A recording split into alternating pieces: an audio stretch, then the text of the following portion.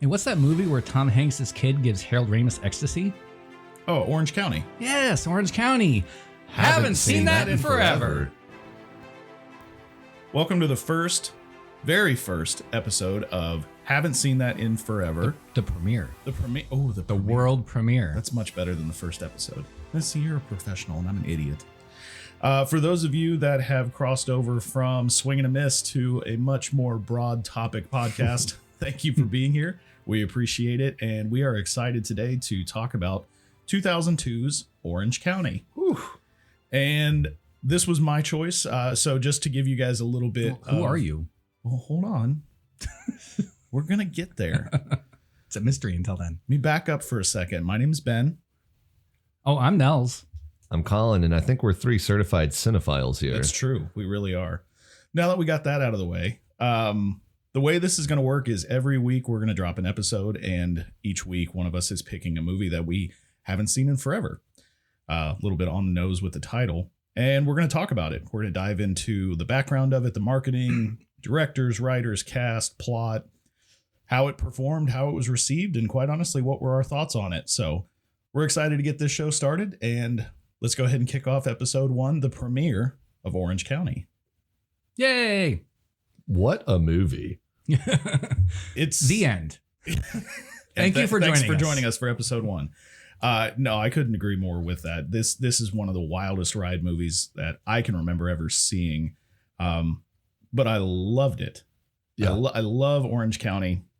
It's one of my favorite movies, and we'll dive into kind of our final thoughts on our viewing. But let's start with a relevant question. So Nels, go ahead and ask the relevant question for this week.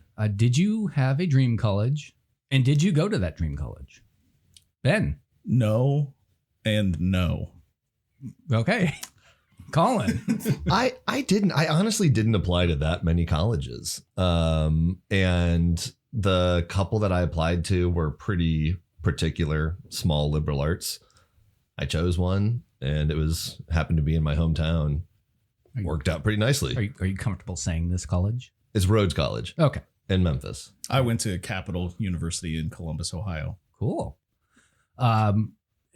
Honestly, it's a minor miracle I went to any college because I was because you also gave the dean of admissions ecstasy. No, I was quite the doofus, if you can believe it or not, in my younger days. So I did end up going to San Francisco State University, and oh, nice. Really going to any college was kind of a dream, and I managed to do that. So there you go. A little bit.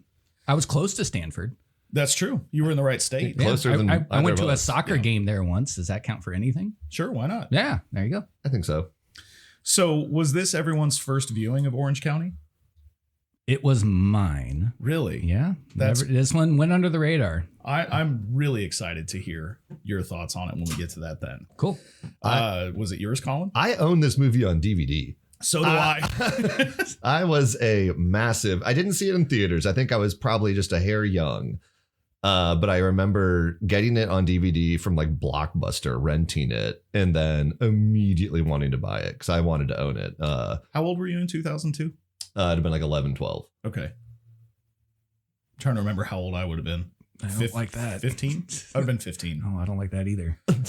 Were you at San Francisco State when this came out? No. But I was 20, so I guess I'm the elder statesman here. But yeah, I can't believe I didn't watch it because that's like, I'm in college, that college age. Wasn't in college yet. MTV and Paramount production. But like I said, flew under the radar a bit. That had to have been in your Q zone at the time. I'm just shocked. Yeah, you tick off all of the boxes for this movie to have hit you. Well, maybe we'll get to why it flew under the radar here in a little bit. Okay. Well, let's dive into some of the background, the directors, the writers, and talk a little bit about those aspects of this movie in a segment that we call And Action. Cut! All right, that's a cut. What the hell is wrong with that take? So Orange County was directed by Jake Kasdan and written by Mike White of, I'm being told, White Lotus fame. I haven't seen White Lotus, so I that haven't one either, but it's won like a ton of awards. That one didn't make it on my radar. I He's apologize for my He research. created it. He's directed every episode, so that's 3 probably, Emmys. Yeah, that's his big to do now. Well, I don't know about that. We haven't listed his other projects just yet, That's like true. Nacho Libre, Correct. School of Rock. Yes. School of Rock's pretty good. Nacho Libre, not so much. And The Good Girl. Yeah. Never seen that either. They made Jack Black and him made School of Rock about a year. They started doing it about a year after this Orange County came out. Oh, really? Yeah, so I didn't know that. They were pretty close on that. That makes about I think that came out 04. So I dare say timeline also match. I guess that makes sense. he was a writer on Dawson's Creek and Freaks and Geeks as well. R.I.P. Thought that was those were good throwbacks as TV as well. Yeah. Well, and a fun fact about Mike White for Orange County was Jack Black was actually his neighbor at the time, and he wrote this character for Jack Black specifically because of that relationship they had as neighbors, which I thought was pretty interesting. And he nailed it. He did. Yeah. And we'll talk about that here in a minute. Jake Kasdan is director for also Walk Hard, the Dewey Oh. Cox story. Ah, So good. I'm not the biggest fan. I like John C. Reilly a lot, but I don't like that movie. Oh, I think it's so funny. that might find its way onto the podcast. It might. Uh-huh. No, I just ruined it. He also is the director for the new Jumanji and Jumanji Welcome to the Jungle movies. Yep. I really, really like that first one. Really, really didn't like the second one. Yeah, agreed on both of those takes. Might talk about those in like 15 years. Yeah. Let's see how long these legs of the podcast are. Everybody subscribe in 2035. Yeah. He also directed Bad Teacher with Cameron Diaz. Yep. Underrated. Yeah, I think it's rated. I don't think it's good, but I think it's perceived as being bad. And I think it's a movie. It's better than bad. Yeah. It is better than bad. I'll give it that. So that's kind of the background on the directors and the writers, unless anybody else has other fun facts they want to talk about. Mike White in the movie plays the English teacher. Oh, he does? English Yeah, lit. that's Mike White, Oh, wow. the kind of clueless, doofy English teacher. That's hilarious. That's the where he's talking about what comes to mind when you think of Romeo and Juliet. Yeah. Claire Danes. Claire, that's right. Yeah. Also, Leonardo DiCaprio. And also, he apparently was in a few reality competition shows like Survivor and Amazing Race. Really? Yeah. Did he win? I don't know. Oh. well, ironically, too, he plays I'm another guessing no. teacher in School of Rock. He's the original substitute that Jack Black fills in for. Man, I got to go back and rewatch School of Rock, apparently. He's with Sarah Silverman, and he's like not home when Jack Black gets the message, and Jack Black needs money, so he then takes the role. Gotcha. So I guess he just Okay. likes playing teachers. Did he used to teach? Do we know that? I don't know, but he finished 6th in the Amazing Race and 2nd in Survivor. Wow. So he was around. Are you guys Survivor fans? Or No, Amazing Race fans? not at all. I'm not. Yeah, no, not really I much. love survival stuff, but not reality stuff. Oh, so like it's Naked kind and of, Afraid. Oh, I love Naked and Afraid. well, that's just popcorn, and I think we all enjoy that. I do love popcorn. And naked people in the African safari. Yeah, I mean, what's not to love? I don't know.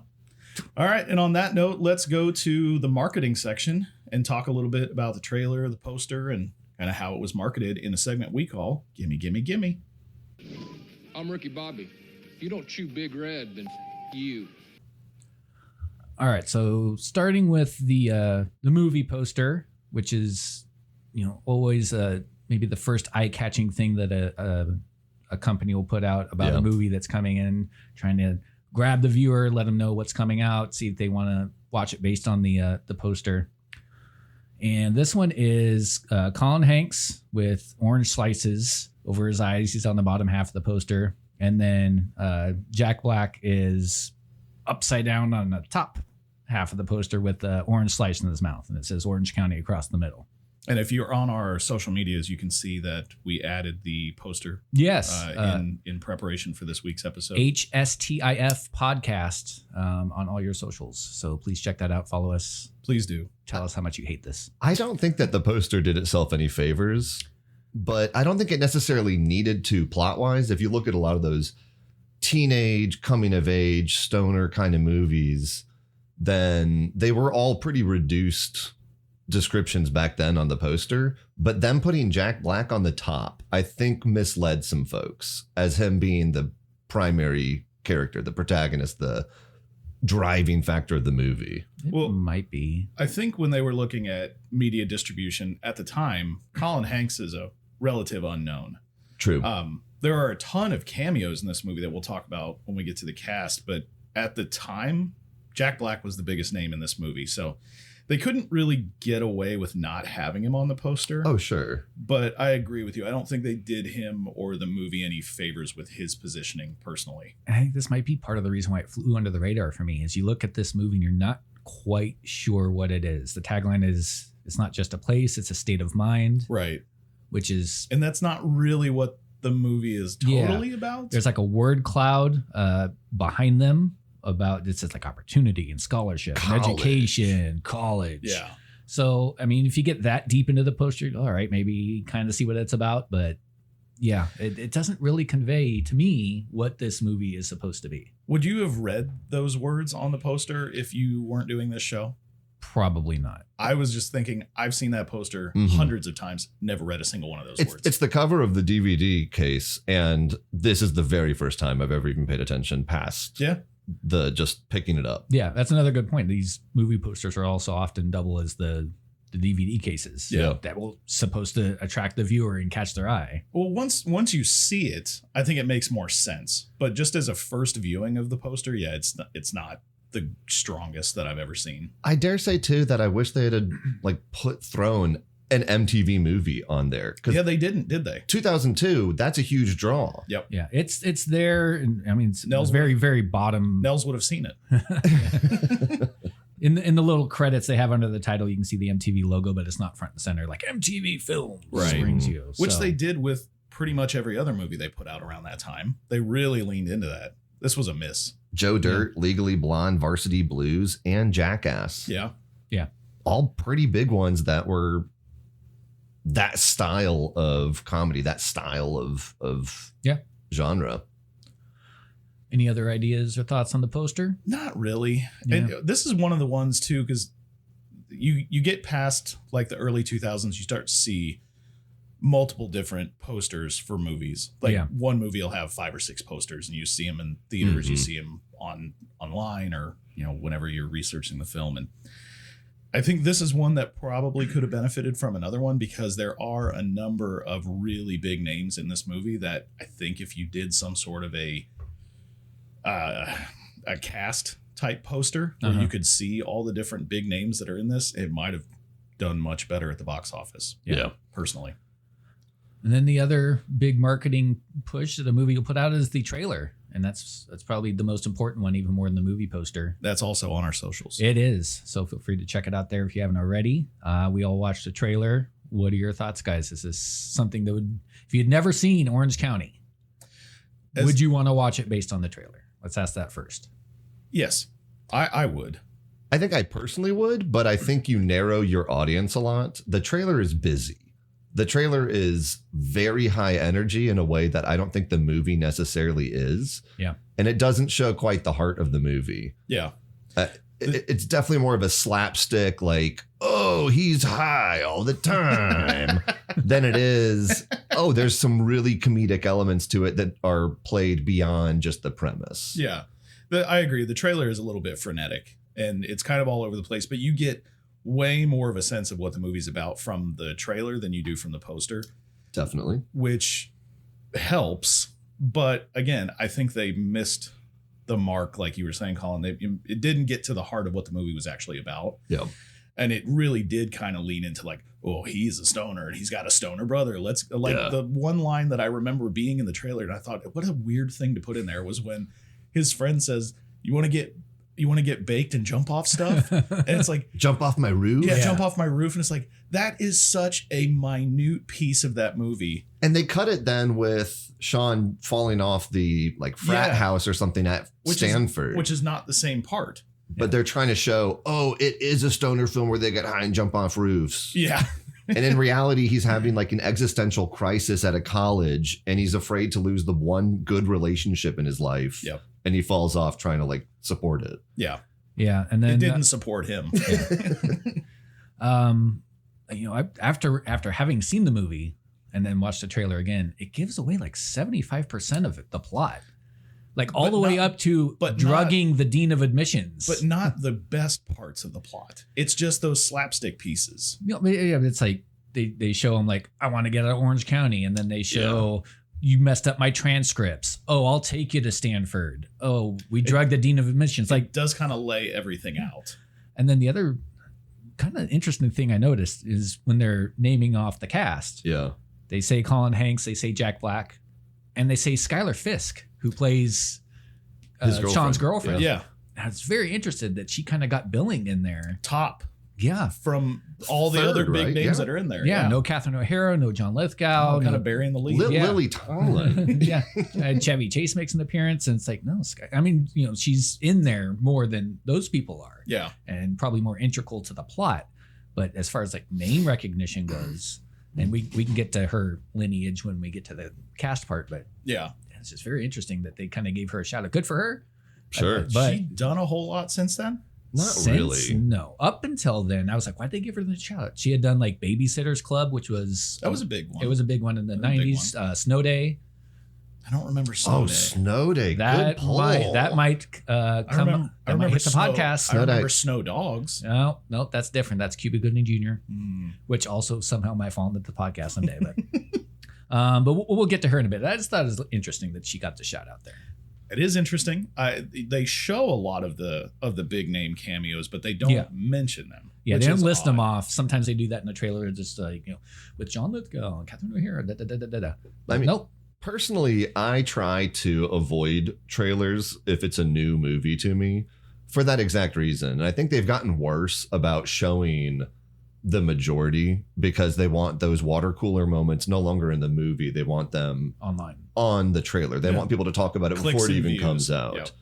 Yeah. Which we just experienced seeing Scream 7. I mean, it literally gave away the entire first 15 minutes in a 30-second clip, and it drove me nuts. Oh, Sorry. That's fine. We'll talk Scream's- about Scream 7 in 15 years. So Scream 7 will not make it on this show, I can tell you that. That was my hand, sorry. Any other last minute thoughts on the marketing? don't think so. I think that if they had pushed it harder, I think it would have done better. And we can talk about reception later. But I feel like I didn't hear about it at all. And it seems like y'all didn't really either. So outside of just the trailer and the poster, Yeah. I just don't feel like there was that big of a push. I was still watching MTV in 2002, Yeah. Oh, yeah, for sure. Yeah. and I don't recall. that big. And I was big push starting for this. to think back because part of what we talk about is, was this your first viewing, and then start to think about when did you see it for the first time, and I was trying to remember like how did I come across this movie, Yeah. because we didn't have, I don't think we had cable at the time, so I didn't really get a ton of exposure to MTV in my teen years. We had it before, but that's a different story. But I don't remember ever having seen the trailer at that time, so I'm not sure how I saw it. I know I saw it in the theaters, but I don't know how it drew me to it. Must have been one of those things where nothing else was out. Mine was word of mouth.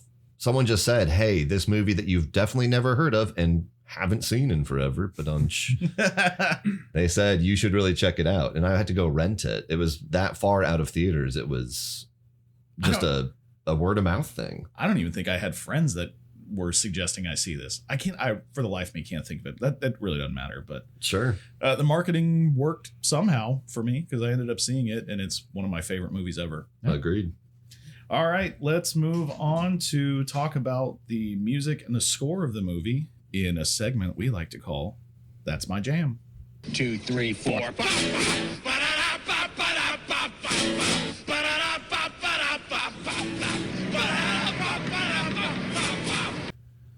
All right, let's talk about music. A lot of the times when we talk about some of these movies, we're going to be talking about score because they're going to be scored by an actual composer. This movie really relied heavily on existing music, and this is one of the best soundtracks for a movie I can remember ever having listened to. I still listen to it to this day. Artists on this soundtrack include Brian Wilson from the Beach Boys, The Offspring, Cake, Social Distortion, Foo Fighters, Phantom Planet, Crazy Town, Lit, Sugar Bomb. If you had a musical desire in your early to late teens, Yep. this soundtrack is amazing. Oh, it's a time capsule for 2002, It which really is what is. it should be for a movie like this. Especially a teenage coming of age movie. You want what's popular at the time. Yeah. I don't know if Butterfly by Crazy Town is aged as well as some of the others. That one, not so much. Well- Still a good song, though. And that song is integral to the plot. Yes. truly And is. we will talk about that. In Yeah, we'll just a get to minute. that because I have There's things to say about that. There's a realization with that song that is very, very interesting to this movie. Yeah, but the soundtrack is banging. Absolutely. There's always that moment in a movie, and I think often it's by a plot or an introduction of a new character in which you have that, oh, we got a movie moment. And for me, it was more when Sean calls his brother and asks if the mail is there, and he hops that fence and the Offspring comes on. Yep. Immediately I had we're starting to cook with grease now. That's the moment this movie kicks off. And the soundtrack really kind of supports it throughout. I agree. And they did a really good job of taking not just popular music from the time, but applying those songs and the song's message to what's happening in the film. I think they did a really good job of that, especially with bands like Social Distortion and Cake and Phantom Planet. Like, they picked songs of theirs that made a lot of sense for what was happening in the movie, and it's an incredible soundtrack. And if you haven't listened to it, I encourage anybody to go stream it. I don't think anybody buys physical music anymore, but please stream it. It's great. Yeah, I'm sure it's out there on wherever you stream your music. The Offspring, too, just a note about Defy You, that first song in the movie, really. They actually released their music video with scenes from Orange County. It was released a couple months before this movie came out, the song as a single, but they, for the most part, released it in congruence with this movie, the music video and the overall release. That's kind of a tie-in that's died. Yeah. Music Oh, video I missed tie-ins, that. That used to be fun. Showing 'Cause, clips of the movie the song was going to Like be in. Seal did the one for Kiss from a Rose. Yeah, Kiss from a Rose from Yeah. Batman Forever. Yes. Yeah, Forever Returns. Yeah. I don't know, the third one. Or when they re-released Bohemian Rhapsody with clips of Wayne's World. mhm. Yeah. What about maybe the most famous of all time, Eye of the Tiger? Not from Rocky 1, not from Rocky 2, but most people make that mistake. It's actually from Rocky 3, but boom, written that just immediately I didn't pushed know out that. Rocky. But you associate it with 1 and 2. Yeah. Well, you'd still associate it with the Creed ones too, I would imagine. Absolutely. That's interesting. I didn't know that. Yeah. Good fun fact. Yep. Rocky 3 probably not making it on the show. No. A little too mainstream. A little too mainstream. Just one last piece on the music. The music is technically by Michael Andrews. I don't know that he did a whole lot other than pick which songs went where and hit record. Would that be musical director, maybe? It just says music by Michael Andrews. And Okay. I'll give him his credit because he's credited for it. There you go. So that's my jam, and that's One of the Dogs. So we'll go ahead and move on to the next part, which we call I Got the Part. You hear me, New York? We're gonna be on Broadway because I'm not giving up. I'm still here and I'm staying. You hear that, New York? All right, let's talk about the plot and the cast of Orange County. We've talked a lot about the background, but let's talk about what this movie's actually about. So this was a release on January 11th, 2002. Ironically, my wedding anniversary, just not the same year. Who would have thought? So this movie is Orange County follows Sean Brumder, a surfer-oriented high school senior from Orange County, California, who decides he wants to become a writer after a close friend's accidental death and reading an inspiring book by author Marcus Skinner. Now you know he's into extreme sports because Sean is spelled with a U. That's true. That's how you know. That's how you know. And Marcus Skinner, played by Kevin Kline. Yeah. first big name cameo right there. Sean dreams of attending Stanford University to study under Skinner, but a college guidance counselor, played by Lily Tomlin. another huge name, college guidance counselor mistakenly sends the wrong transcript with his application, causing his rejection. I want to pause right here because Please. this is the first, I would say, one of the only ridiculous pieces of the movie. Not that she accidentally sends the wrong transcript, but that his name is Sean Brumder and the guy's name that they send is Shane Brainerd. Brainerd. How closely do you guys remember your high school classmates having names to yours? Because I don't. Like There was no one in my school that was named like Ben DeMore. I remember we sat alphabetically and our lockers were alphabetical, so I can tell you exactly next to me. And the first McDonald, no, the one next closest to me was Mariota. And then after Marcus? ironically, no. And then after that was Mercer. So I think it would have been pretty hard for someone to send mine in incorrectly. Yeah, nobody's got my goofy ass name, so I don't have to That's worry about true. that. Anything close to it. Producer Man is waving her hand. Apparently, she had somebody very close to her name. Well, okay, Jessica, yeah. I can't read your lips. Producer Man needs her own microphone. I did like. I mean, she would just resend the transcripts or reach out, right? I would think so. I mean, I get the idea is he's like surrounded by incompetence, especially at the adult level. Is Mhm. kind of the theme here. Yeah. But just resend it like, hey, Well, make a phone reach call. I'd out. say Yes. pick up a phone. Yeah, make a phone call. It's 2002, not Sean, 1902. pick up the phone. So the film tracks Sean's increasingly desperate and comedic efforts to get into Stanford with help from his dysfunctional family and girlfriend. Dysfunctional family including Jack Black, who plays Lance, who is Yes. Sean's brother. Yes, older Eternally brother. recovering from the night before is a terrific Yes. line. That's so good. And it's such an apropos description. Yes. And his parents are played by John Lithgow Yes. and R.I.P. Catherine O'Hara. Oh, Yes. yeah. Just Lithgow great. has we'll get to it, but he has the funniest line in the movie for me later. He does. Sean, these efforts include confronting admissions officials, played by one Harold Ramis, Mm. and a road trip to Palo Alto to hopefully rectify the situation. In the end, he reevaluates what matters most to him and chooses family and self-discovery over prestige. That's kind of a really high-level overview of this movie, and the Mhm. funniest parts about this movie are the dynamics between all these A-list celebrities at the time and how they interact with each other. Yes. The story is funny on its own, Agreed. but this story would not be funny without these people and how they interact with each other. Yes. No, I found myself, if you were to replace Lithgow and O'Hara, then that relationship immediately crumbles, I think. They have such terrific chemistry with each other.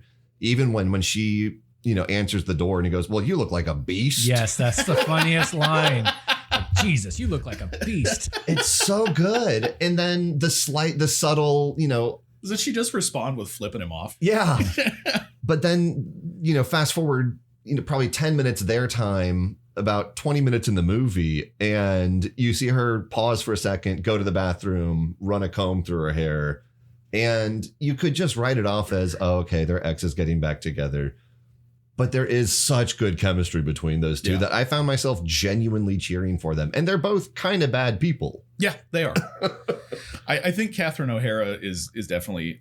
You could rewatch it with rose-colored glasses now that with her recent passing, but she is a bad person in this movie. She really does not do a whole lot to help Sean.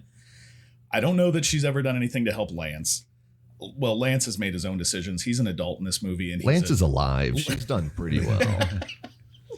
That's about all you can ask for with Lance. Lance can't even get his own cup of pee. That's true. So- Sean, have you seen my piss? I really one of the other characters in this movie that I think gets not a lot of praise is John Lithgow's wife. Oh, Leslie Mann. She's so good. funny in this movie. And the scene of her with the pool boy where she's running her foot over the leaf blower.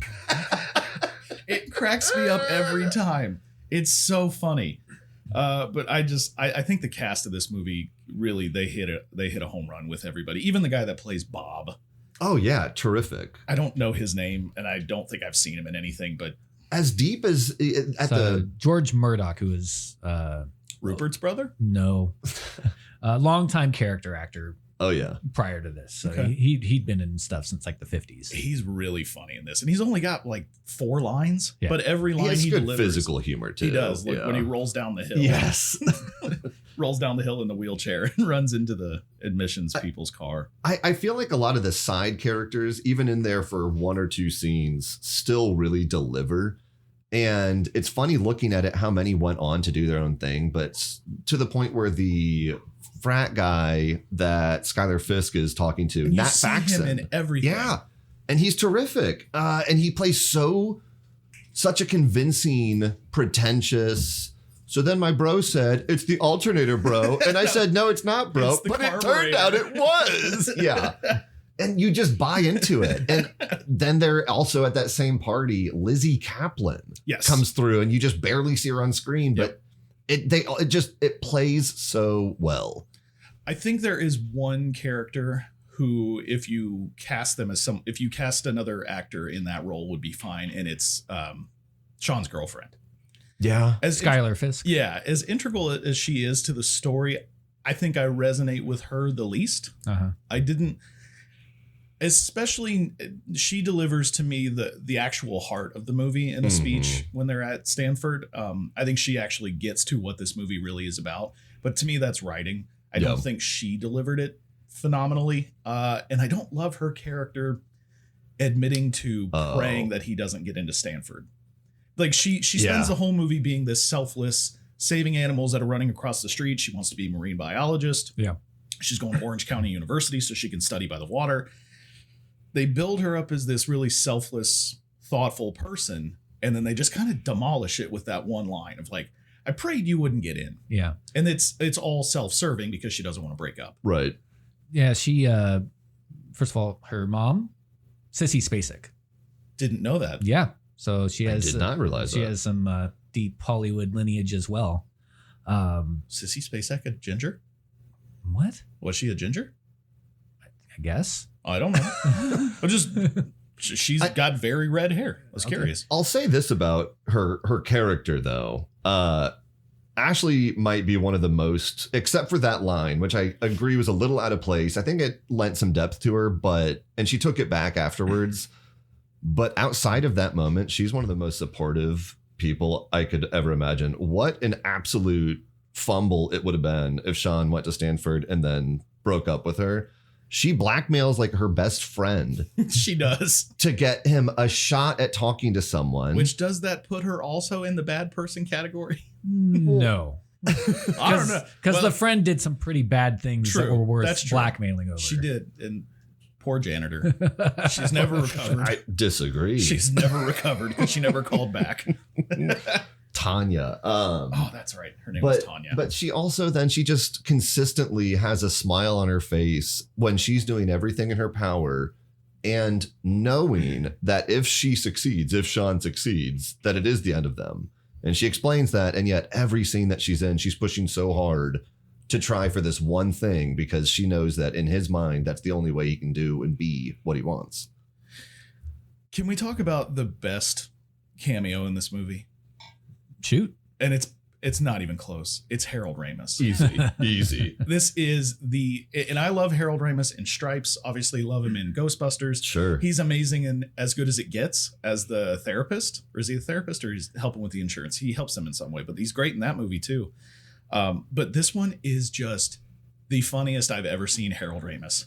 When he accidentally is given ecstasy as Sean is trying to convince him for a shot of getting into Stanford in this guy's home at 9:00 at night, the night before he leaves for Bali with his family. Yeah. And he has a headache, so he offers him I think Skylar gives him yeah. a couple Take pills. 2 or Yeah. 3. Have the whole Just bottle. keep the whole bottle. And they're Lance's pills. So he explains earlier in the movie that he keeps his painkillers and all different types of drugs in different bottles because he's on parole. Mm-hmm. We don't know what for, but I assume drugs. So they give him 2 of what ends up being ecstasy. I think it's 3. Is it 3? I think 3. So he takes 3 hits of ecstasy and he just becomes completely insane. He's fascinated by the lights outside as they're driving to his office. One of the funniest lines in the whole movie is when he's sitting on the couch and he tries to hug or kiss Ashley, and he leans over and he goes, "Sean, you're my same height. That is is neat." Oh my gosh. And if you've never been around somebody who is on some sort of mind-altering substance, I don't encourage you to do it, but it is depicted so accurately in this movie. It's so funny. And then they obviously get to the admissions office because while he's high, he agrees to let Sean in. He's like, yeah, we can go right now. Let's go to my office. And they get there and they find that Lance has once again reared his ugly head and done something destructive and burned down the admissions building. I also really, just on Harold Ramis, I love one of the lines when he's like, "This is a great transcript." And he goes, "Yes, sir. Thank you very much. I tried really hard. I didn't party. I stayed at home. I studied. I was the president of our class. I did all these extracurriculars." And he goes, "That's right. That's good. That's what you got to do. 82%. And then just stops talking. Just looks at them. He truly... Jack Black owned every scene that he was in. Any scene that he was in, he just was electric and took over. Yep. Harold Ramis somehow owned this movie in like the 5 minutes. Which is, it's so funny because Harold Ramis went on to have a pretty successful directing career. I'm shocked that he didn't at least lend a directing assistant somewhere in this movie. I mean, that's a misstep. He might not have been doing it yet. He might have been still getting his feet wet. I don't know. But didn't he direct Stripes? Harold Ramis? Yes. Yeah. Oh yeah, he was directing well before this. I had that. He directed like Groundhog Day. I had that realization right now. And that's stupid. He's been directing for a long time. Yeah. That was really dumb. One of the other really great. And Caddyshack, sorry. Oh, did he? I believe it's Caddyshack. I think he worked with Bill Murray on Caddyshack and Meatballs. Oh, there you go. R.I.P. Harold Ramis. Yeah. You were the GOAT.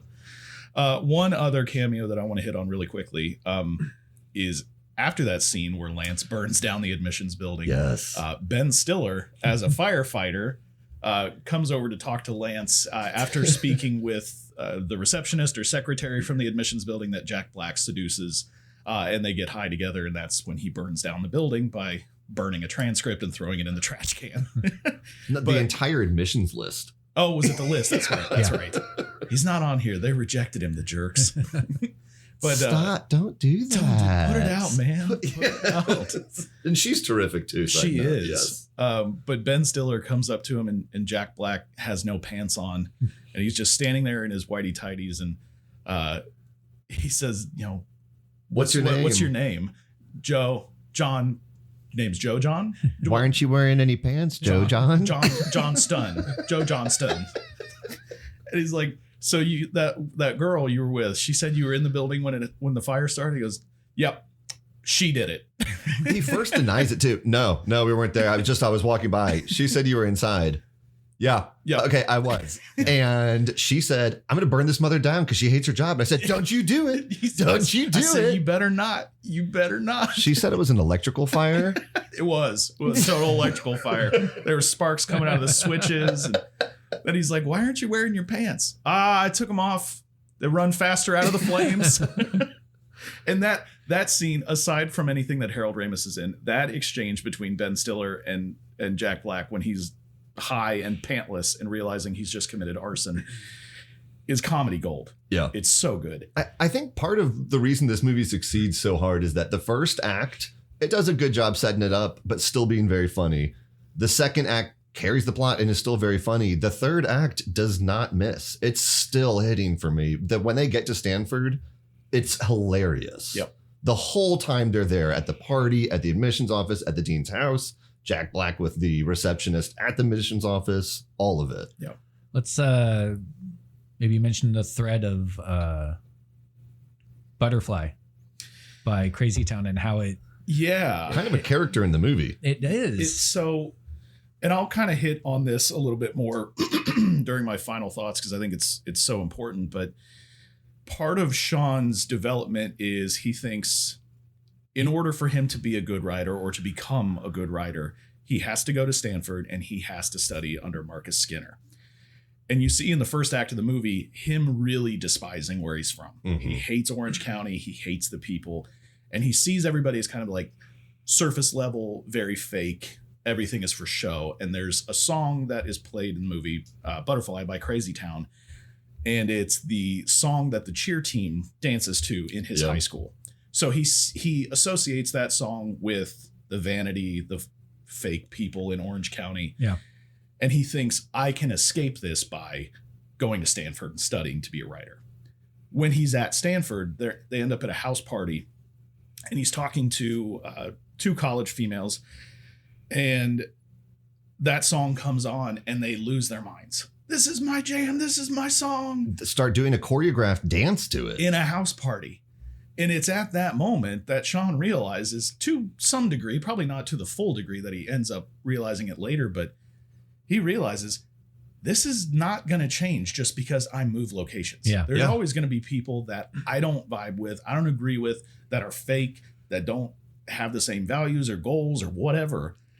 And you're right. It is almost another character in the movie because it progresses his character Yeah. through this arc. And the choice of that song has been listed as like one of the worst songs.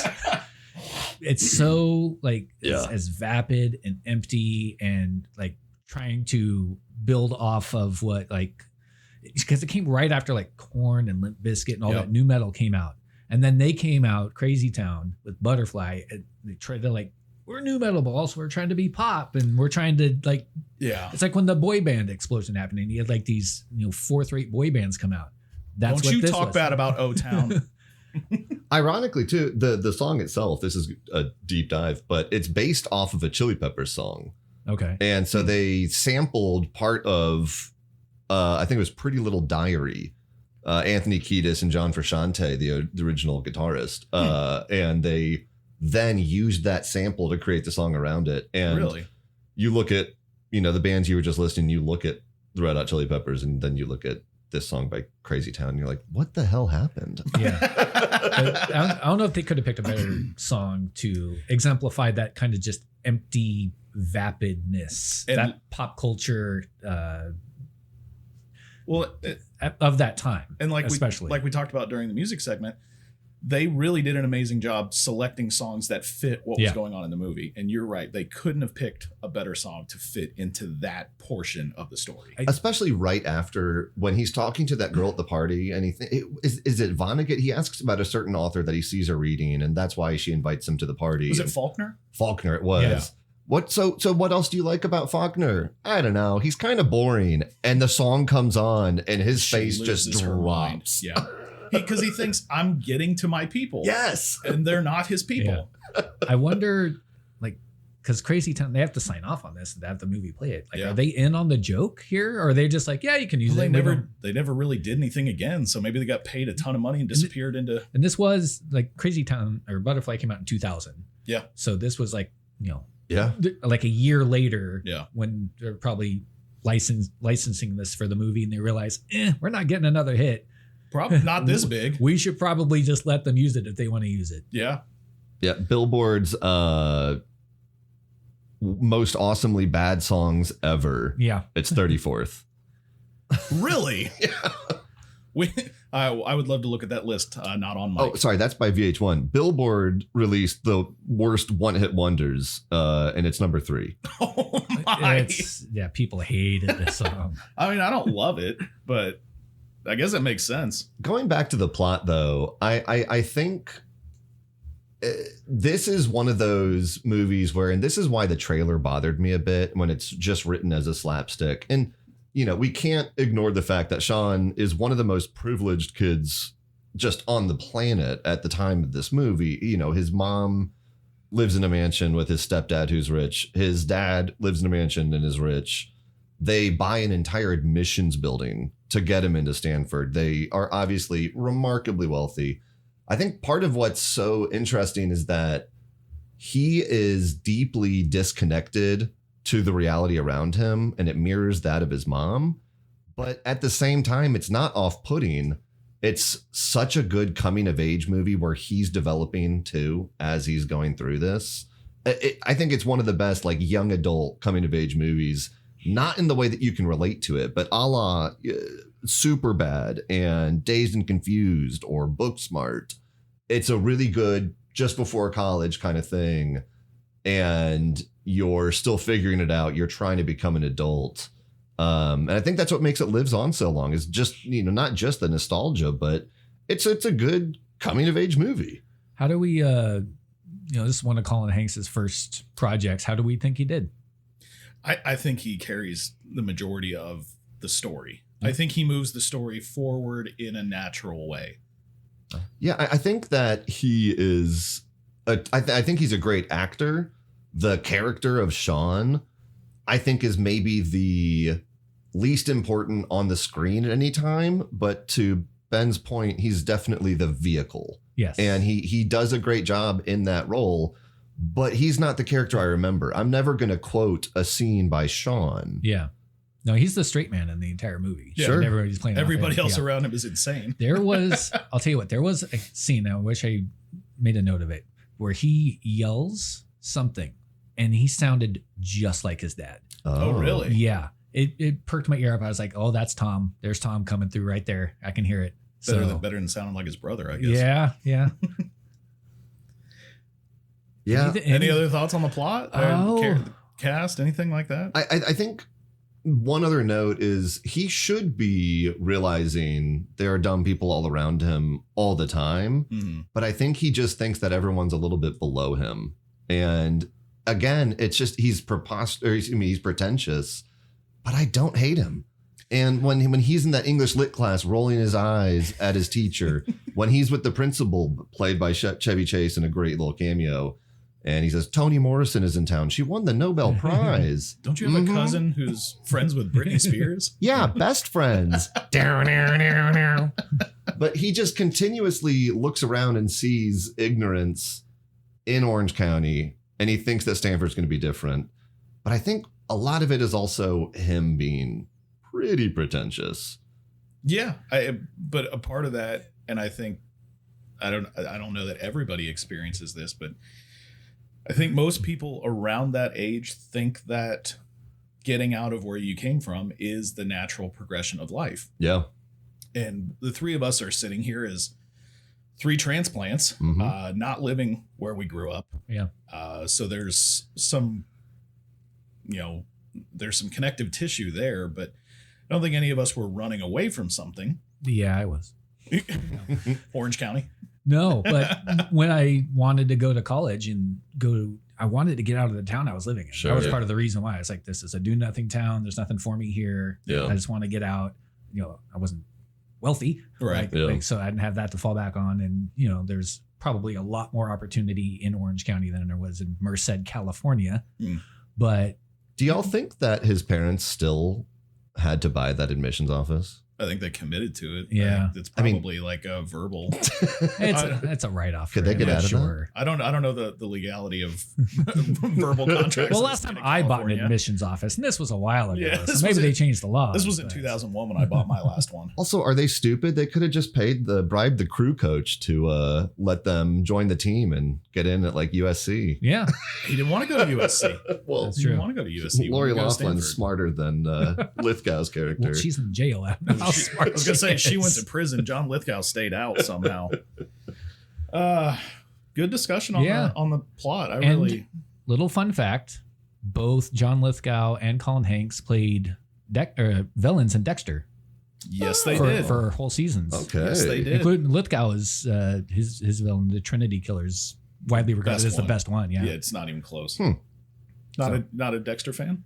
I've never seen it. No. recommend. Yep. Can't recommend it enough.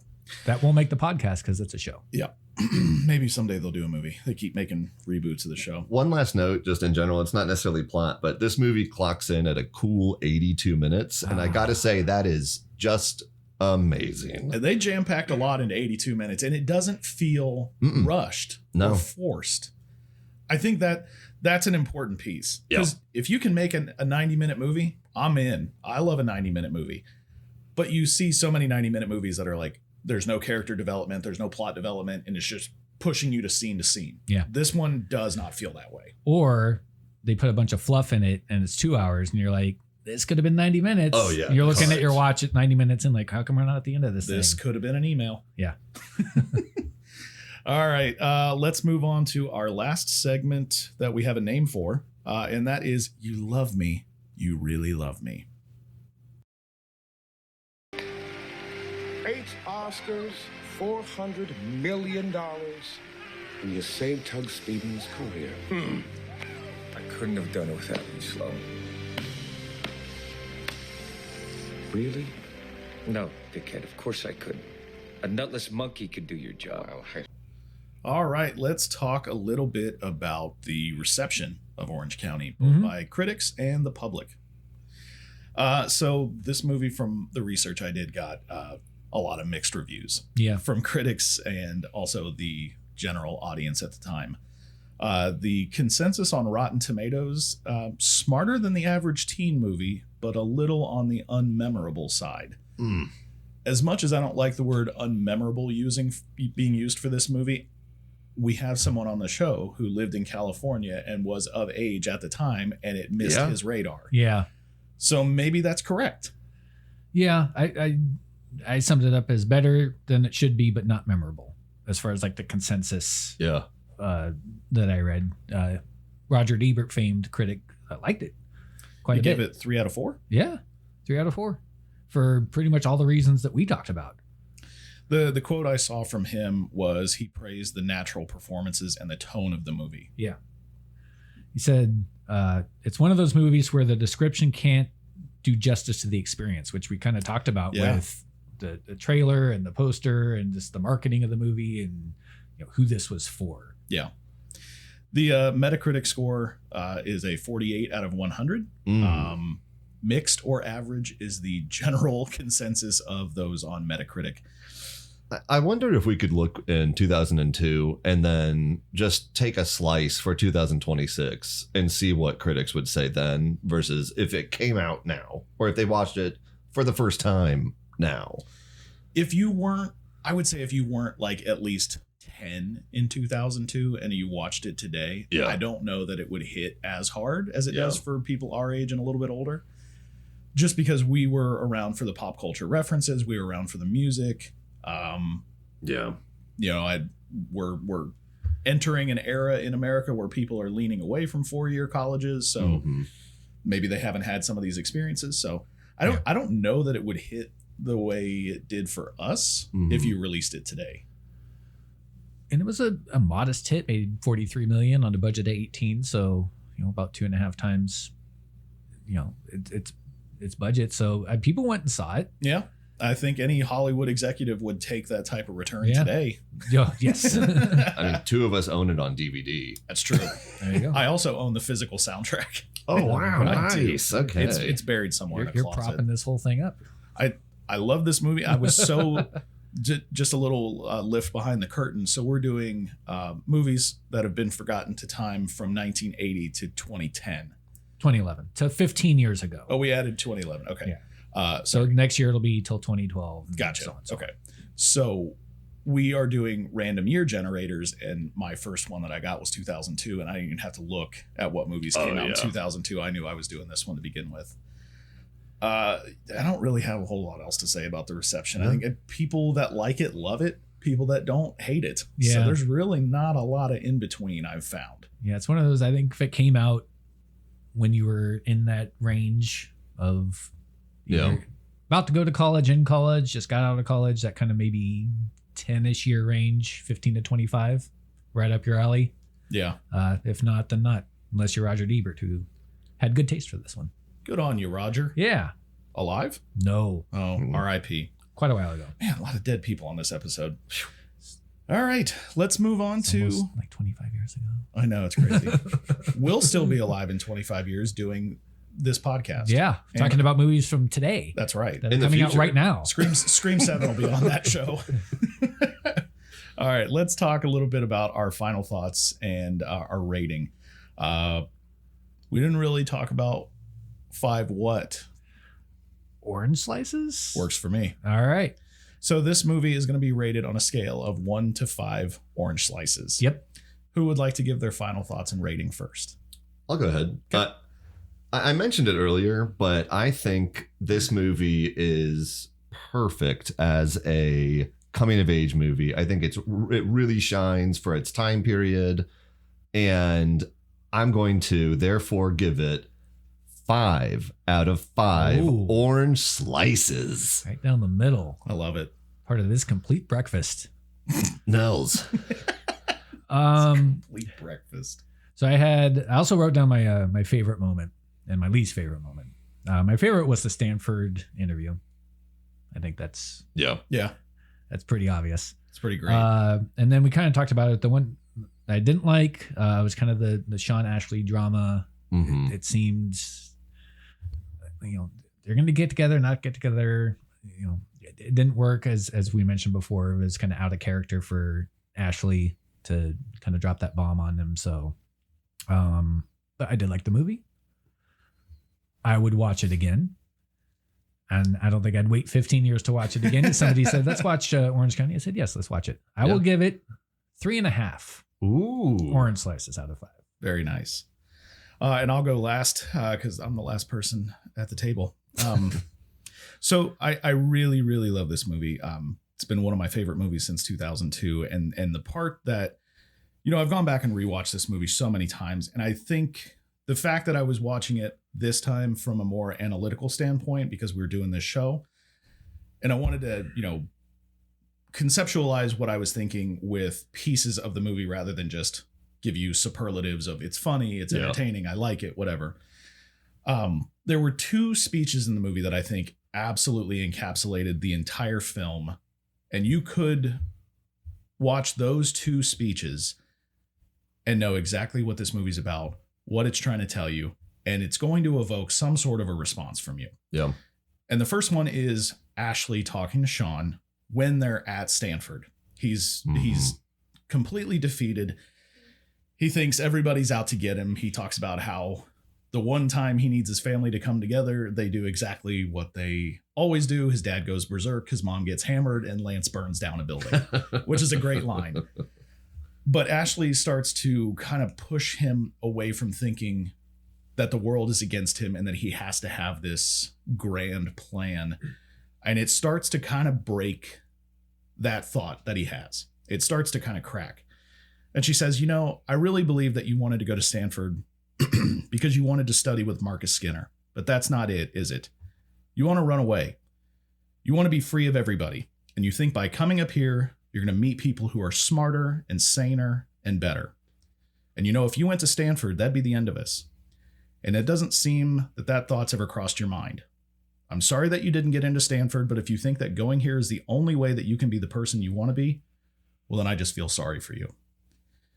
That right there is the start of Sean breaking this ideology down in his mind that I have to come to Stanford. I have to study under Marcus Skinner. Yeah. I have to get out of Orange County to achieve what I want to achieve. And then, more hilarity ensues and more things happen in the movie. And they get back to Orange County at the end. And like we talked about, they announced that they're buying a new admissions building and they've agreed to let Sean into Stanford. And he really doesn't have that moment of elation, that build up that you think that we're going to have. And he actually goes upstairs for a few minutes and sits by himself. And he comes back down and he says, I was just sitting in my room thinking about Faulkner. And if he had left the South, would he have written A Light in August? Or what if James Joyce had left Ireland? Well, he did, but not in his heart. You see what I'm getting at here?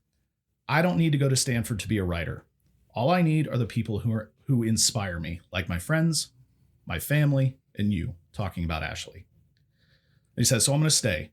I'm going to stay in Orange County.